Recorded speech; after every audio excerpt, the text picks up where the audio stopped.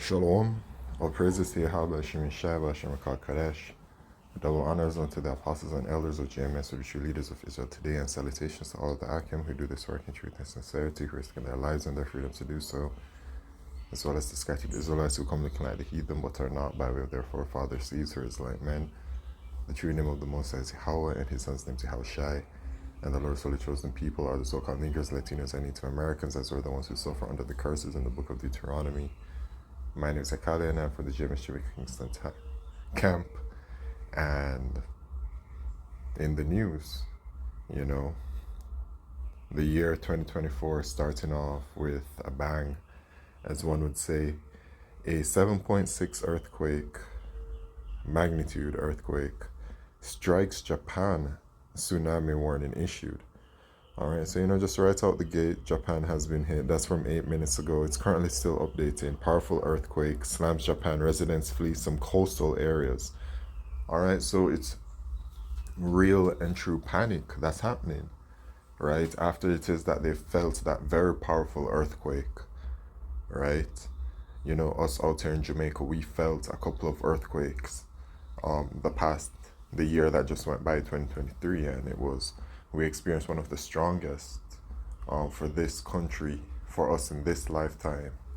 We experienced one of the strongest yet last year. But this earthquake that has hit Japan is much more severe. And so, knowing what Japan looks like and the tsunami fleeing the coast, people are in panic. And the thing is that, a tsunami can hit, because it has hit before in regards to a tsunami warning. I believe it was in Thailand in the 2000s. I do remember that. I think it was over there that they got hit with a huge tsunami, and it took them a while to recover. So Japan is in trouble. On CNN 4 hours ago, see moment, massive earthquake hits Japan.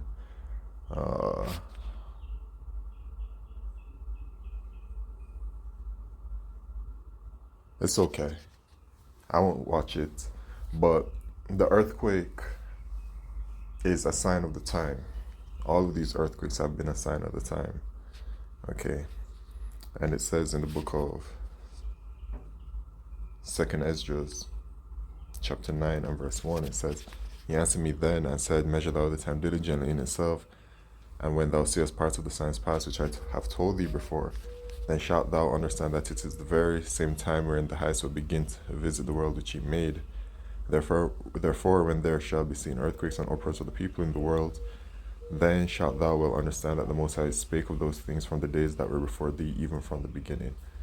So, once the plan was put in motion for Yahweh Hashem Yeshua to create this earth, and everything that comes with it, it was already decided, it was already in the blueprint that these things would happen, that these things will come. And so now there are signs to show you the end of the current situation with the world, which is the current period of the world, which is the rulership of the so-called white man, or the Edomites. All right, Esau and his sons are ruling the earth right now. The kingdom was given unto them. In Daniel chapter 4, verse 17, it says that Esau's in his blessing. It says. So that's the time that we're in, where they're ruling and their rulership is coming to an end. The end is manifest, the end of their rulership. And the rulership to come after that is the rulership of the Israelites, right? The Lord's holy chosen people. So these earthquakes are a telltale sign, right? And it's not only the earthquakes, it's also the uproars of the people in the world, which we've seen, okay? Other signs are simply the prophecies, heading towards the mark of the beast prophecy, which is the microchip, the destruction of America, the deliverance of the children of Israel, which will happen simultaneously.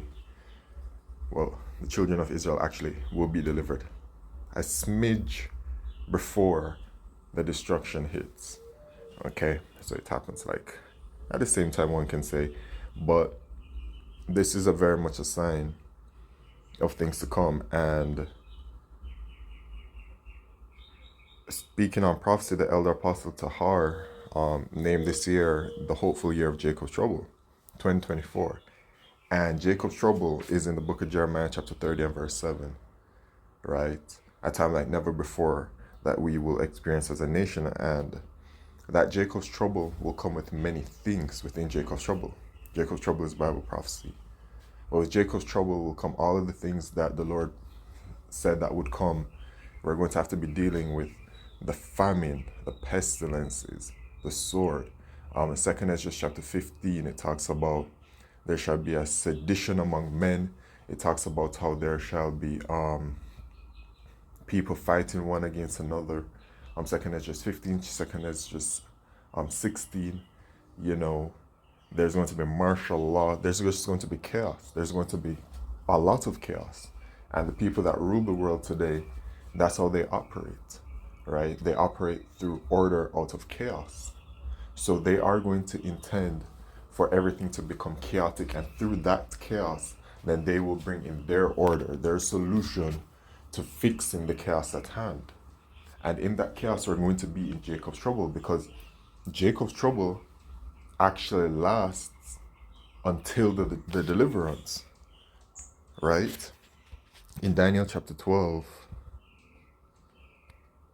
and verse 1, it says, "And at that time shall Michael stand up, the great prince, which standeth for the children of thy people, and there shall be a time of trouble, such as never was since there was a nation, even to that same time. And at that time thy people shall be delivered, everyone that shall be found written in the book." So we will be delivered out of Jacob's trouble. And when I say we, I'm talking about the elect of the nation of Israel, which I am a part of the hopeful elect. I hope to be saved by Yahushua, so that's why I include myself in that.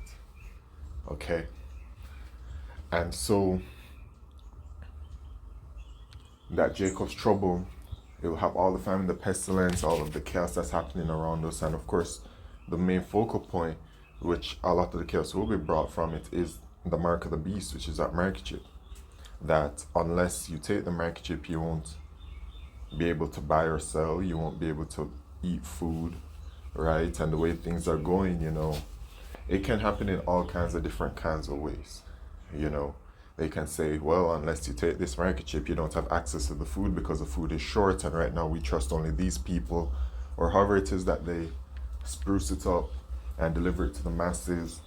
But they say, oh, unless you have this, we can't provide it to you. It's too scarce.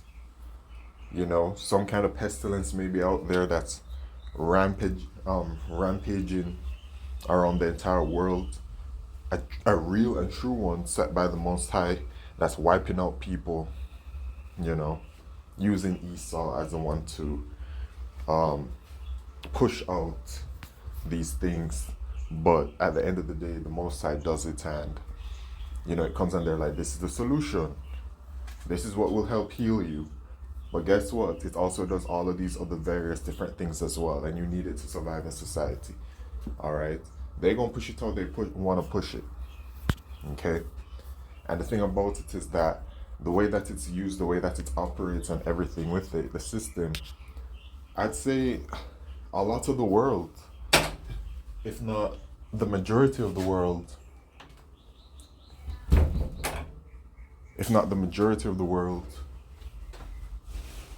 are into it. One second. Salakio. Distractions. But yeah, I was saying that a lot of people, a good amount of people are into it, or but that's how the world has been conditioned gradually over time. So they will meet resistance from the elect of the nation of Israel. But the rest of the world, including our own people, the 2/3 up in America, the rest of the unbelieving Israelites around the world, and then the heathen who aren't a part of the blessing at all, they're all going to be into it, man. And some may be against it, but they don't believe in Yahweh Shemisha. They're conditioned to being delivered, which really the first condition is to simply be a part of the elect, to be a part of the chosen. But then also the elect will have a standard, certain behavior as well, and their belief in Yahweh Shemeshai. They'll have to be a part of the nation of Israel. And that's just, you'll be able to tell the difference. That's why the scriptures say, then shall they be known who are my chosen. All right, because we're going back to Jacob's trouble, there's going to be a great insurrection upon those that fear the Lord, as it says in the book of Second Esdras, right? So a lot will be happening, a lot will be coming. The people celebrate the new year and they're like, new me, new this, all that kind of stuff. But really, what they're celebrating is another year in captivity under Esau from there, because they don't believe in the Lord. So they just celebrating the captivity and and the age in flesh, you know, because we're still under the curses, we're still here. But, for me speaking personally, every time there's a new year, because the years are relevant, to keep track of time or whatever, each year for me is just 1 year closer to the kingdom. That's how I view it. So each new year is great. Well, there's a whole situation where the new year actually doesn't really start when they say it starts. But that's what Esau has done. He's changed the times, etc. It talks about that in the book of Daniel, right? So, yeah, man, that's just what it is. And so we just have a lot to look forward to. Lord willing, things will pop off. Um, as the elder Apostle Tahar named the year, the hopeful year of Jacob's trouble. And Lord willing, that means that we out to here as well. Because once Jacob's trouble starts, we know that we really in it. And there won't be any question as to whether it is that we are in Jacob's trouble when we are in Jacob's trouble. All right, so look forward to prophecy, famine of the word, mark of the beast, um, the World War III finale, the ICBM missiles destroying America, all of that kind of stuff. Look forward to it, man. All right, so all praises, glory, and honor to Yahweh Shem Yeshua, Bashem Kakodesh, Shalom.